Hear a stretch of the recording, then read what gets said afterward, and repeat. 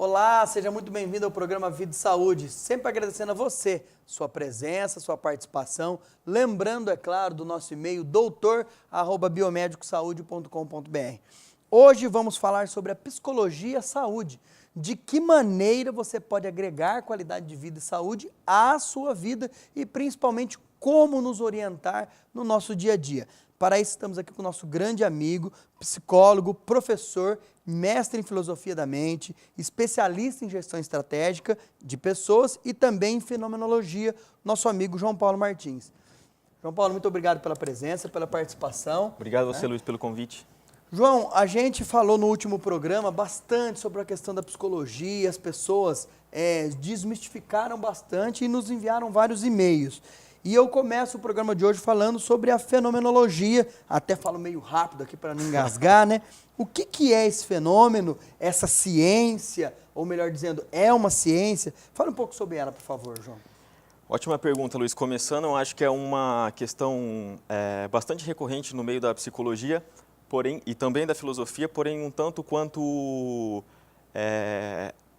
abafada. Certo. A gente pode falar que fenomenologia, dentro da psicologia e dentro principalmente da filosofia, que ela é um ramo da filosofia, que a psicologia se abarca, ela é uma crítica da cultura.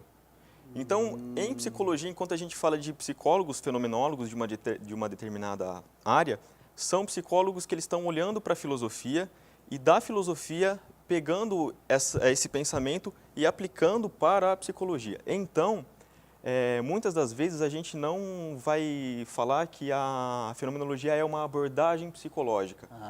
Mas de isso fato, que é o abafado quando você fala? Isso porque, por exemplo, alguns temas, Luiz, a gente não vai trabalhar de fenomenologia com subjetividade.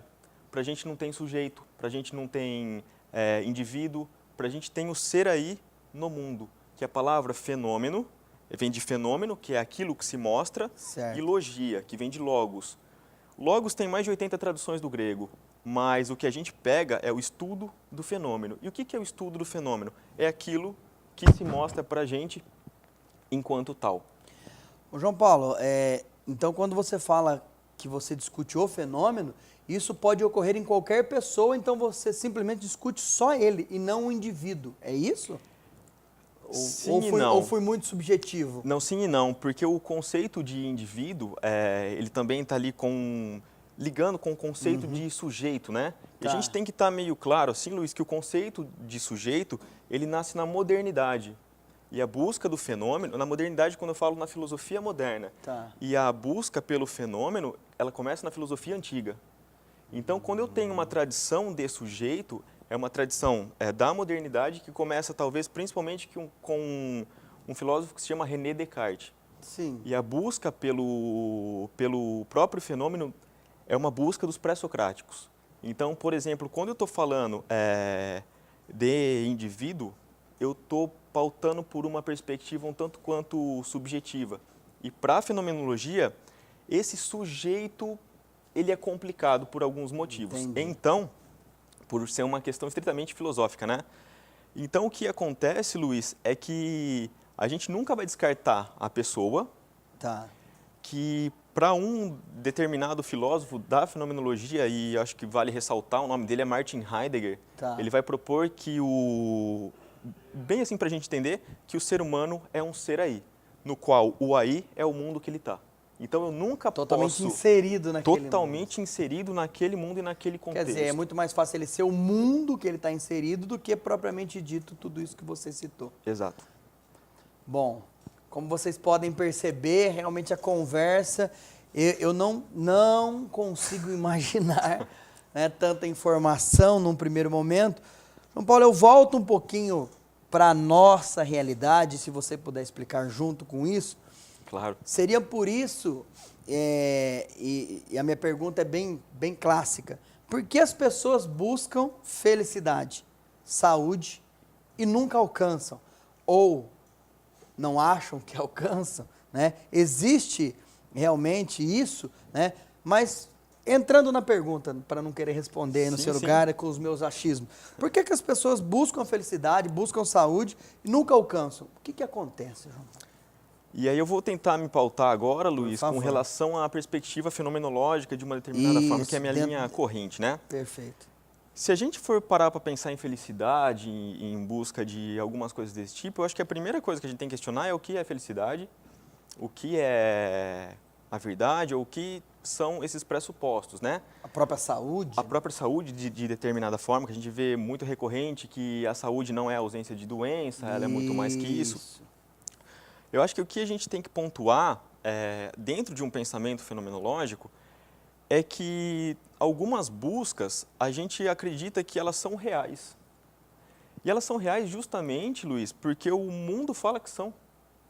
Então, por exemplo, quando eu estou buscando alguma coisa, quando a gente já explicou na primeira questão que eu sou mais ou menos o mundo que eu estou, o mundo que eu estou hoje, por exemplo, ele põe uma série de características do que é ser feliz. Então, por exemplo, só uma outra relação, quando a gente fala assim, o que é ser adulto? A gente põe um monte de pressupostos. Por exemplo, ser adulto é ser responsável. Ser adulto é ter um emprego. Ser adulto é tal. Ser adulto... Só que a gente põe e assim por diante. E a gente põe um monte de atributos em cima disso que muitas vezes a pessoa não dá conta de resolver todos. E aí, quando ela não dá conta de resolver todos, ela entra em um processo de, muitas vezes, de tristeza ou angústia. E aí, por exemplo, ela se acha incapaz perante ao mundo que ela vive.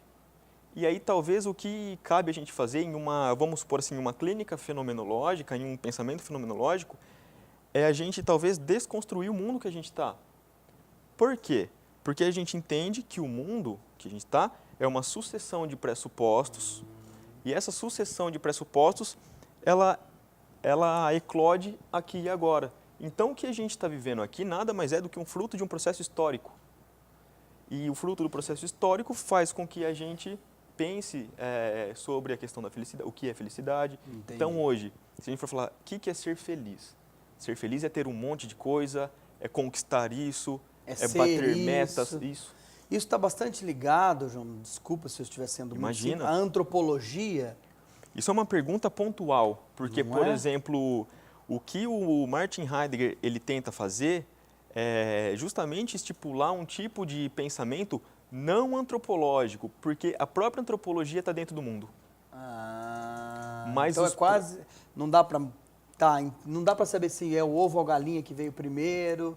É o mundo. É o mundo. O mundo ele impõe as suas regras. E como a gente está aí nesse através mundo... de hábitos, por exemplo. Vou dar um exemplo simples. Na pré-história, o homem, devido à questão do porte físico, era que ia à caça, isso se plantou, isso se criou o hábito, e mais uma vez me perdoe se estiver sendo muito simples e muito mínimo no meu pensamento, mas entra dentro de algumas características fisiológicas que, para mim, por exemplo, o homem... ou melhor dizendo, a profissão pedreiro, por exemplo, tem que ser do sexo masculino e não feminino pela questão força. Entraria dentro desse a gente poderia olhar fenomenologicamente justamente por isso. Por exemplo, isso daí se enquadrou no mundo enquanto uma tradição e hoje, por exemplo, a gente não consegue mais sair disso. Entendi. Então, o que o Heidegger vai colocar, Luiz, de uma determinada forma, é que o mundo ele dá os limites para a gente. Por mais que a gente se rebele, a gente vai se rebelar onde? No mundo. No mundo. Então, por exemplo, ele vai chamar isso, só colocando algum tipo de conceito, de facticidade. Certo. Facticidade é quanto mais eu tento sair daquilo, mais eu ratifico o que é aquilo. Por exemplo, eu só vou conseguir me rebelar, fazer alguma coisa desse tipo, me rebelar do mundo aonde? No mundo. No próprio mundo.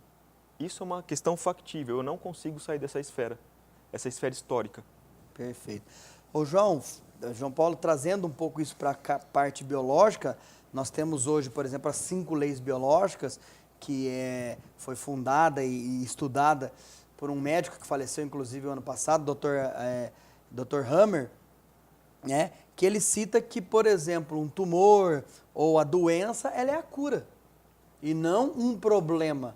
Se você tem, por exemplo, um nódulo ou uma conjuntivite, aquilo é simplesmente a cura. Então você deve até agradecer e não simplesmente achar ruim ou tomar uma medicação para se curar aquilo, porque aquilo já é a cura. Mas isso realmente, para entrar dentro dessas questões dos fenômenos entra dentro de um estudo e que está muito fora dos hábitos do dia a dia, onde você tem uma saúde totalmente hospitalocêntrica, farmacológica e assim por diante. João Paulo, a partir daí, a minha segunda pergunta, então as pessoas elas se enganam na questão da busca da felicidade? O que você acha que leva essas pessoas a não ter os resultados que elas querem? Entra também dentro dessa resposta do mundo? Seria Ótima isso? pergunta. Se a gente está falando, por exemplo, de pessoas dentro de um mundo, que esse mundo é uma perspectiva dela, né? Muitas vezes, Luiz, a gente vai falar que aquele mundo que ela está inserida não abre possibilidades, por mais que ela queira, dela conseguir se desenvolver. Então, por exemplo, a gente tem alguns pressupostos, e aqui lembrando que a fenomenologia ela é contrária a uma ciência dura, a uma ciência que fala, por exemplo... Engessada, né? Isso, que fala, por exemplo, assim, se eu quero, eu consigo. Ele fala, se eu quero, eu posso não conseguir pelas possibilidades de abertura que o mundo me dá. Por exemplo, uma linha que a gente faz, que a gente trabalha, por exemplo, quando a gente está falando de pessoas de relacionamentos, até relacionamentos conjugais, que pessoas talvez elas sofram até assédio, mas violência e agressão física. Certo.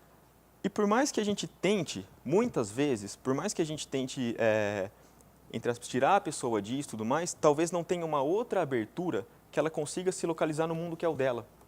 Então, para a fenomenologia, claro, se o ser ele é um ser de possibilidades, ele tem toda e qualquer possibilidade que a gente vai falar, que aqui eu não gostaria de entrar em termos rebuscados, mas que ele vai falar de termos ontológicos, mas, por exemplo, todo mundo tem a capacidade de mudança. Perfeito. Todo mundo. Porém, se isso não for aberto para mim, na minha relação com o mundo, eu não consigo. Se você não tiver essa demonstração, essa ou chegar vivência, com você até essa ciência ou essa experiência, isso não vai ser experienciado por você. Então, por exemplo, imagina que você está meio nervoso com alguma coisa e tudo mais, e eu chego e falo, Luiz, sabe uma coisa boa que você tem para fazer agora? Você tem que se rebelar contra isso.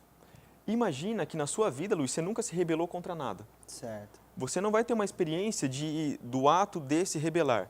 Então, isso não foi uma possibilidade aberta para você. Eu não analiso isso. Você não tem como repertório. Eu nem conheço. Você não conhece. Então, como eu vou fazer um processo de mudança se eu não conheço? Nós temos um filme, se me permite, Claro. que é o primeiro mentiroso, a primeira vez que se contou uma mentira no mundo. E ele chega num caixa, na primeira mentira que ele conta, uma das primeiras, né? Ele pede o saldo, ela fala $200, eu falava, mas ele pede 300, ela fala, você só tinha 200. Bom, mas se você pediu 300, deve ser algum erro do sistema e dá $300 para ele. Porque ela não analisa essa possibilidade de existir a mentira. Né? Porque ela não conhece. Ela não conhece. Né? Isso acontece muito com os filhos. Até então, quando eles não conhecem a mentira, né? Para ele não existe. Se você falou que é não, ou se você falou que aquilo não existe, não é permitido, dentro daquele mundo, ele começa a conhecer a partir do momento que ele começa a ir para uma escola, ou no ambiente, ou até mesmo com alguns exemplos. Com né? certeza. Aí a possibilidade se abre. Aí a possibilidade se abre. E, João Paulo, como que nós podemos descobrir, né, ou nos descobrir, dentro do que a gente realmente quer? Trazendo, não esse cerceamento, essa restrição, mas isso vem muito do interior ou é através realmente de leitura, conhecimento? Como que isso pode acontecer, João? Olha, Luiz, a gente pode verificar essa questão daquilo que a gente quer, principalmente, eu acho que isso daí é como se fosse um lema da fenomenologia, que eu sou o mundo que eu tô. Então, tudo aquilo que se apresenta para mim, que é aquilo que eu tenho vontade, não é, primeiramente, isso foi muito importante. Experienciado no eu, está no fora. Então, a todo momento, eu sou um reflexo do mundo que é o meu. Eu sou um reflexo do mundo que é o meu. E muitas vezes, isso daí o Heidegger ele vai deixar claro num livro dele que chama Ser e Tempo, que é um tratado de 1927, né, um calhamaço gigantesco aí, que ele vai tentar postular uma coisa, Luiz, que todos, a gente começa com uma vivência imprópria. Por quê? Porque se a gente está pensando no mundo nosso enquanto uma tradição histórica, aquilo que vem a meu encontro nada mais é do que um resumo encurtado daquilo que aconteceu há 2.500 anos atrás. Então, por exemplo, muitas vezes, quando a gente vai falar daquilo que a gente quer, a gente está falando do mundo que é o nosso. Então, aquilo que eu quero, alguma questão própria... Que já me foi apresentado. Já me foi apresentado. E aquilo fez sentido para mim. Entendi. Então, por exemplo, o que ele vai chegar... O que é muito interessante é que ele vai falar que o fundo das coisas não tem fundo. Então, ele fala que o fundo flutua. Flutua por quê? Porque tudo aquilo que eu conheço até hoje, ele é fruto de uma perspectiva, de uma tradição encurtada, um resumo daquilo que foi e chega até onde que é, só que ele põe um ponto principal, Luiz, para não ser tão prolixo. Aquilo que veio e é até aqui é fruto de um erro de pergunta. Então, quando a gente erra a pergunta em 2.500 anos atrás, o nosso resumo, até agora, ele se estabelece num erro. E qual é o erro? Que a gente acha, até pelas ciências, por qualquer coisa, a gente tem a seguinte noção, que a gente deixa de ser um ser para virar um ente. Então, quando a gente busca a felicidade como alguma coisa inerente ao ser humano, Perfeito, a gente está trabalhando como se a gente fosse mais ou menos um ar-condicionado, ou um tablet, ou um computador, que se eu tiver, entre aspas, uma disfunção, como se o ser humano tivesse uma disfunção, se eu tivesse uma disfunção, seria só ir lá, entre aspas, apertar um parafuso e agora eu estou bem. Ajustar. Ajustar. E essa perspectiva para Heidegger, ele fala, a gente esqueceu o ser.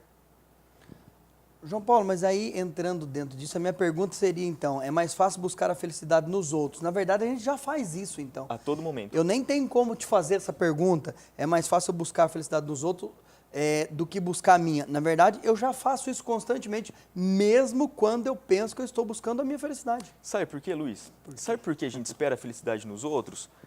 Porque a gente espera no outro aquilo que a gente esperaria no ventilador, por exemplo. O que você espera no ventilador? Que você aperte o botão e ele Refresque, vire e... O que eu espero num relógio? Que ele funcione. O que eu espero no outro? Que ele traga para mim aquilo que eu quero. Só que a gente não está lidando com a pessoa enquanto um relógio. A gente não está lidando com a pessoa Mas enquanto... elas reagem também de forma diferente. Né? Elas reagem, mas uma perspectiva... Ou existe um padrão disso também? Como assim? Existe um padrão de comportamento. Exemplo, por mais que você faça uma ação A, ela sempre vai reagir A, B ou C. Não. Não. A gente não sabe o que está se passando. É infinitas possibilidades? A gente vai falar na fenomenologia que todo ser é um ser de possibilidades, inerente a ele. Isso é uma perspectiva do ser.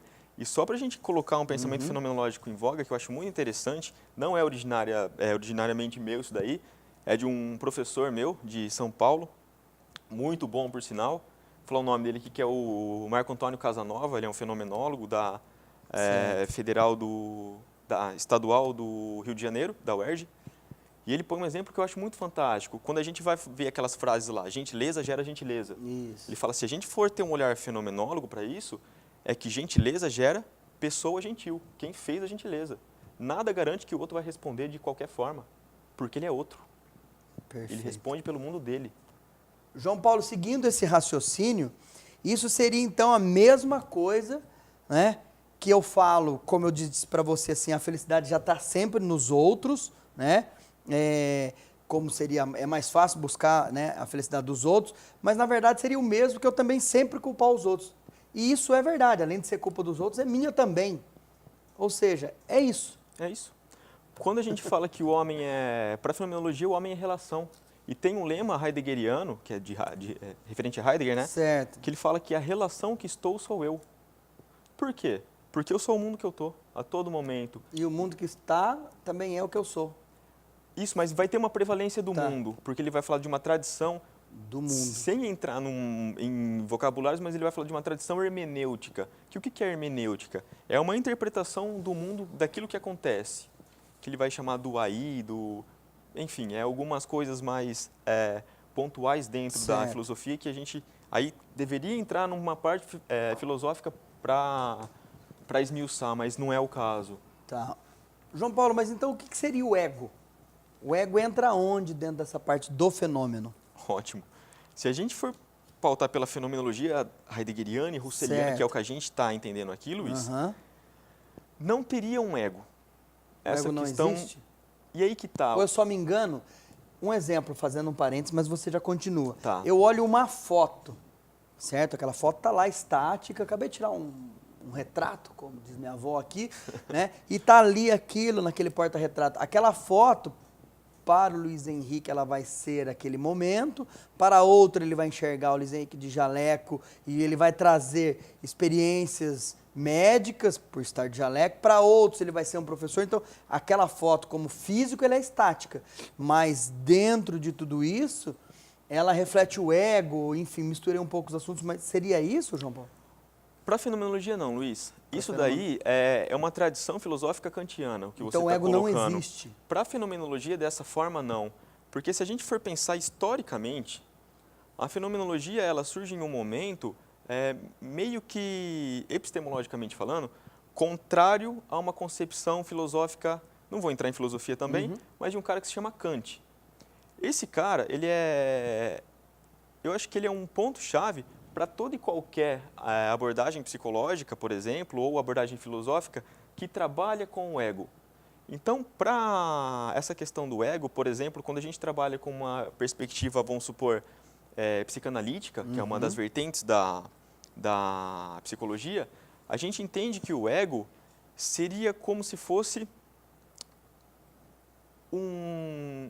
uma instância mental, uma instância psíquica, né? Que ela estaria entre o id e o superego. O id... Ela é só uma fase, é só uma camada. Mas ela é decisiva. Ela é, por exemplo, assim, eu tenho o id, para a psicanálise, eu tenho o id, que é aquilo onde o desejo surge, só que, ressaltando, isso é interior. Eu tenho o id enquanto um aparato psíquico, tenho o superego enquanto um aparato psíquico, o id é o desejo, o superego é aquele negócio que fala assim, ele vai colocar todas as questões das potencialidades que você pode e ele vai ser como se fosse uma censura. Perfeito. E aí quem decide é o ego. Mas ele decide como, Luiz? Interiormente. Para a fenomenologia não tem isso porque não tem interior.